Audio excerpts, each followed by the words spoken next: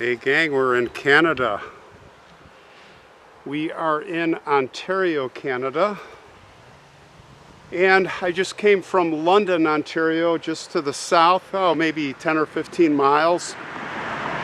All the way, I'm on a grand adventure up to Canada, going to end up in Nova Scotia, but I thought I'd stop here in Prospect Hill. So we're in Blanchard Township, Perth County. And a terrible story here back in the 1800s. I was in London at the jail. I was going to do some filming there of where it's a story about what I'm going to call the Goldilocks husband killer, murderess. Her name was Phoebe McWayne, Phoebe Campbell. McWayne, her maiden name, but oh, what a story. Her husband, George, is buried here. So looks like a beautiful little cemetery here.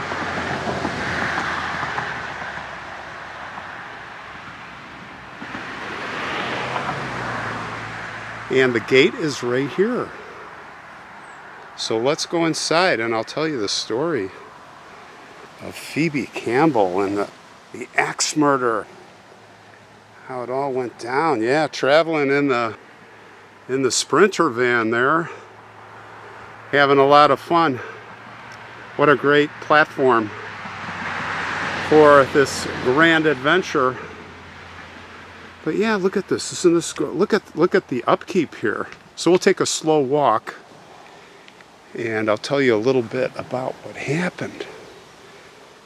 She was born Phoebe, as I mentioned, McWayne, near here in the town of Thorndale in 1847.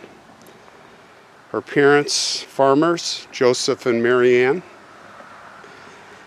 She had one older brother and two younger brothers.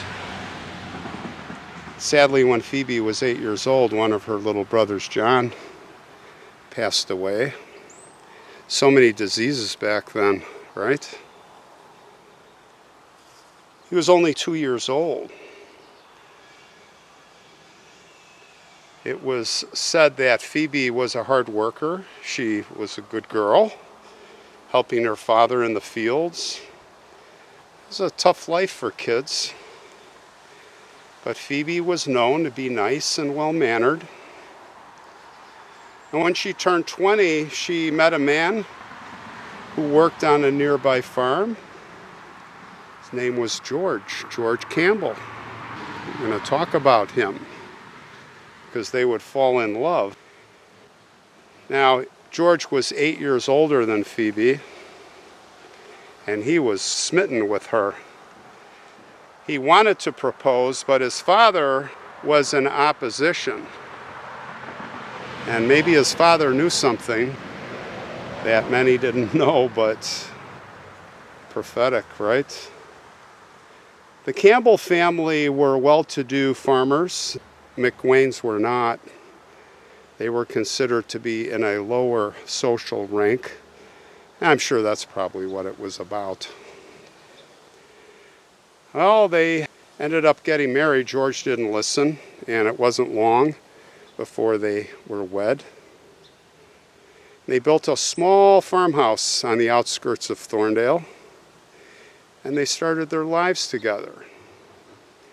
And there they worked their farm tediously from sunrise to sunset. It was a grueling life, but they were young, and it was time to start a family.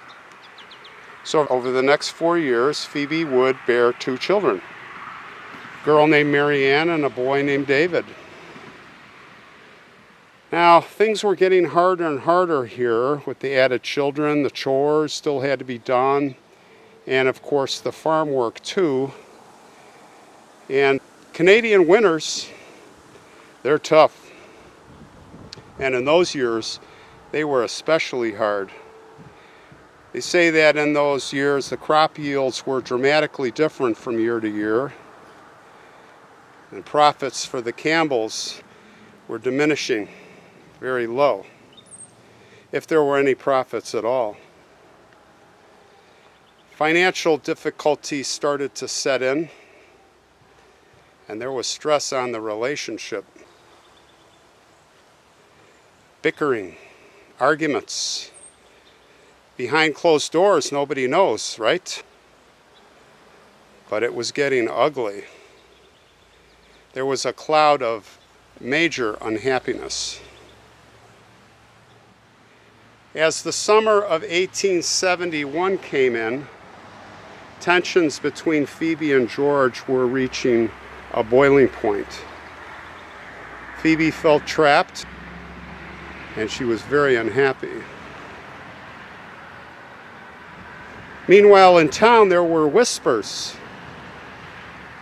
You see, there was a young man named Thomas Coyle who was a farmhand there, and they were saying, was she having an improper relation with him?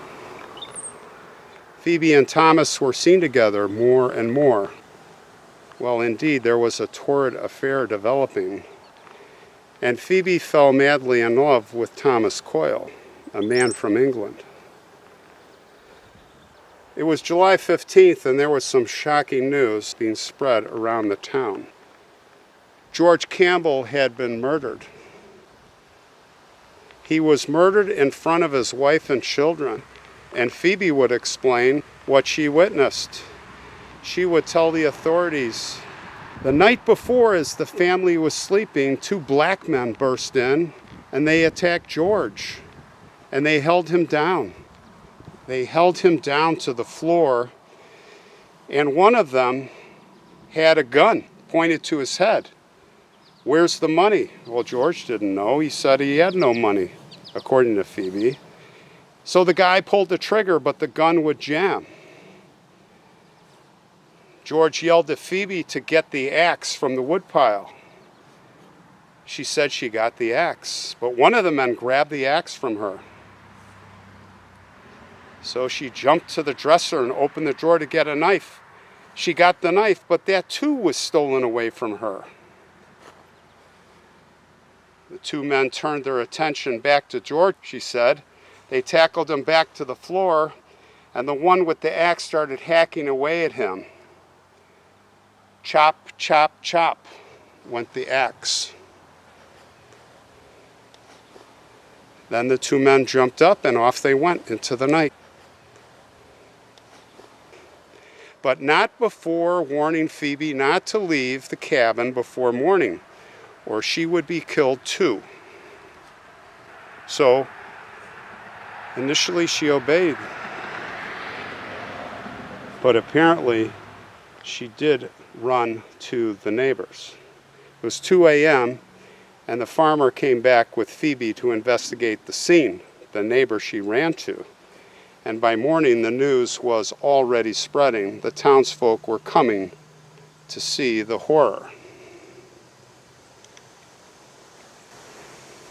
Everybody wanted to get a glimpse of the horrid scene. Well, at first, everyone believed Phoebe's story, but then more whispers. Of course, the 2 black men disappeared, right? They checked the nearby towns. No black men were seen, especially 2 together. That would be a little suspicious, maybe. Out-of-towners. I don't know. They started wondering, and they remember she was having this affair. So there was big questions being raised about her story, and the more they talked about it, the police started to have the same feeling. Phoebe maybe wasn't telling the truth. And then, if that wasn't enough, at the funeral, Phoebe wasn't even crying. They noticed that she didn't seem sad. She wouldn't go near George's coffin. Big topic of conversation. Then there was a woman, her name was Mary Freed, and she told the police that she saw Phoebe and Thomas Coyle get together in a field near the Campbell log cabin the very night after the murder. Now people were really talking. Did Phoebe, was she involved in this? Why was she not injured?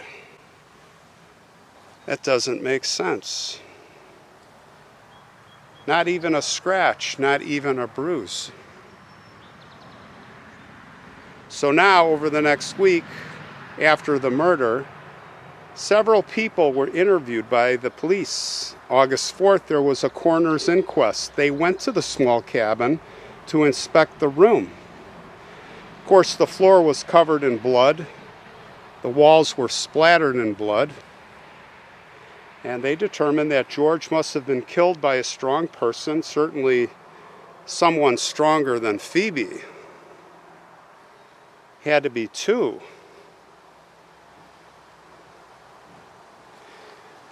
But what's interesting is they didn't come to the conclusion that it was two black men. They came to the conclusion that it was Phoebe and Thomas Coyle, and they were arrested. Yep, right there on the spot.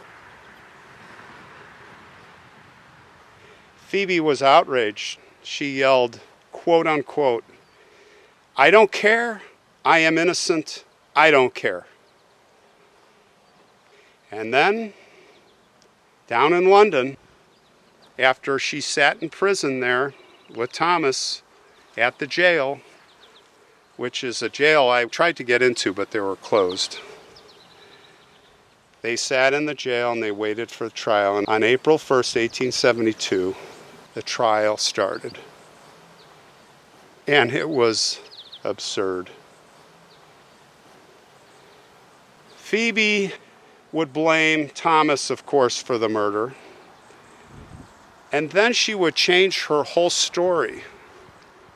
She would say that it was her cousin John. He did it. Actually, it wasn't Thomas Coyle, it was John. Why? Well, John owed us money, but John couldn't pay us back. So John came, my cousin, and he did it. Of course, they interviewed John, and John's like, he had an alibi. They were not buying. No, Phoebe. That's, when you start changing your story, you know they're guilty, right? And then she added that her husband George was engaged in an affair with her cousin John's wife. Well, as the trial progressed, things got more and more ridiculous. In fact, it's almost comical, but Phoebe then came up with another story. She said that the ghost of George, the apparition, quote unquote, came to her in the jail at night, of course, and absolved her and Coyle of all blame. It was almost like forgiveness. But she didn't do it. And the prosecuting attorney for the Crown literally came out and said, you have to be an idiot to believe this nonsense.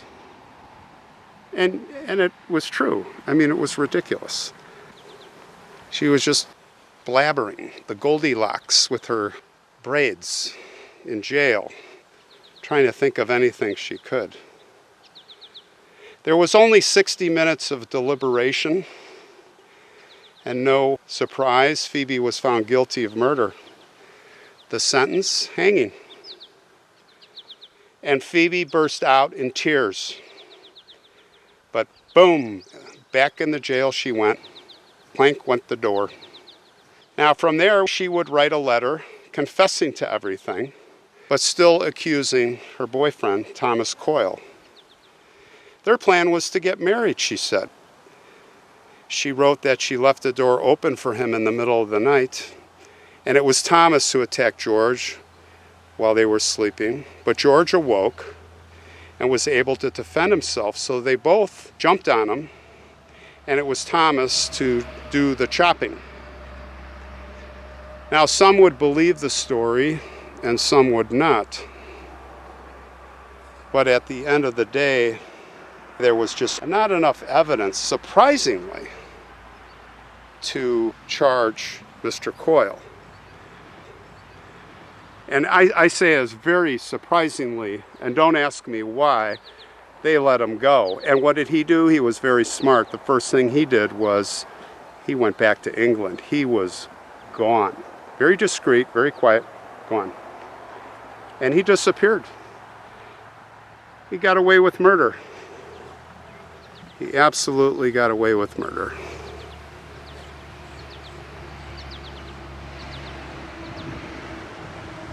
Well, the day came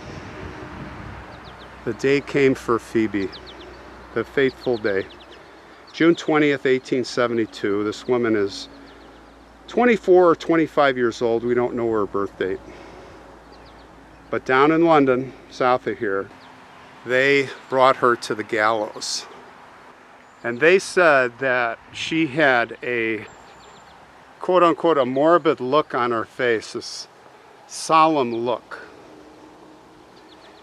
And they brought her to the gallows, and she was carrying a white handkerchief in her hand.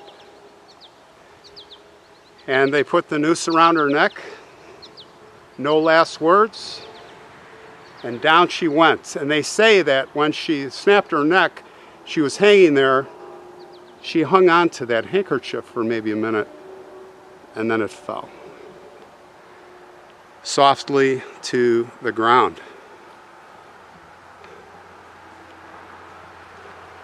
And that was the end of Phoebe. But George Campbell, he was brought here.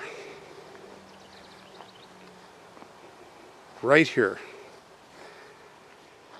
Marble stone in July 14th, 1871. It's with other family members. Looks like John C., infant son. That looks like 1867. So of course these were all standing up then. Brand new. We know what happens to marble. Here's another Campbell. Looks like 1865, something 26th, maybe July. There's your pieces, top of the headstone, of that headstone. But all George got, well, later on he got this headstone, tiny headstone. It says Father at the top, if you can see it from. Yep, it says Father.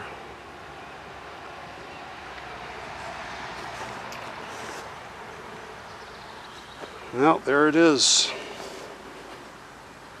George Campbell died July 14th, 1871.